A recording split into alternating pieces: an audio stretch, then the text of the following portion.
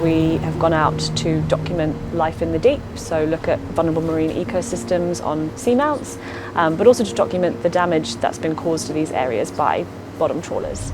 A deep sea investigation using underwater cameras. So this was really about ground truthing what we've been talking and campaigning about for a very long time. This is what was recorded, a rocky seafloor littered with broken coral. It's no exaggeration that when bottom trawling targets these coral ecosystems, they are absolutely decimated. It looks like they've been bulldozed and the seafloor scarred. The video was filmed hundreds of metres down at the Challenger Plateau west of New Zealand. Ali Hooper led the expedition and is an oceans campaigner for Greenpeace. So some seamounts that we visited were essentially decimated, and we recorded hours and hours of coral rubble, which was really quite exhausting to watch. Had you seen anything like that before?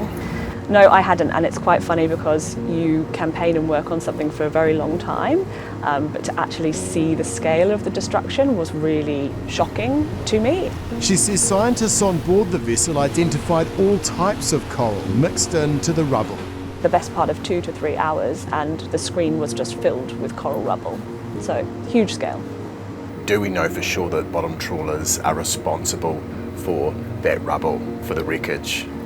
Yes, I think it's fair to say that we do. So what we have observed is trawl scars on the seabed and then a huge amount of coral that has literally been bulldozed. The areas that we found that are like intensively fished areas that we know bottom trawlers have targeted for decades and are still open to trawling. But the fishing industry says the footage doesn't prove anything without more scientific analysis. Well, first of all, we'd want far more detail on where they have videoed, what ecosystems they've been investigating. We'd want real data and evidence. It's simply not sufficient to hold up a couple of photos and search that this is as a result of fishing activity. Well, what else do you think coral destruction could be due to? Oh, look, there's all manner of natural processes that would cause coral rubble. There is climate change, coral bleaching. There's a whole range of natural processes that do occur which could cause this. It can also be impacted by fishing, but it's not the only impact. Greenpeace says the video was filmed in an area where New Zealand trawlers operate. So Greenpeace says that the places where the cameras have gone down align with known trawl tracks, so where fishing vessels have been, and it's along those trawl tracks that they have videoed the coral destruction. So wouldn't it then correspond that it could indeed be due to bottom trawling vessels?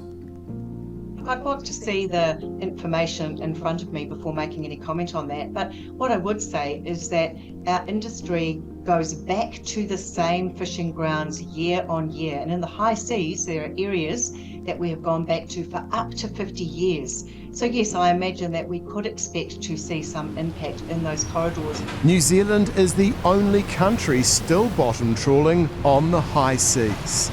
You actually can't have a sustainable fishing industry into the future if you're destroying the very ecosystems that these fish rely on in order to keep their numbers.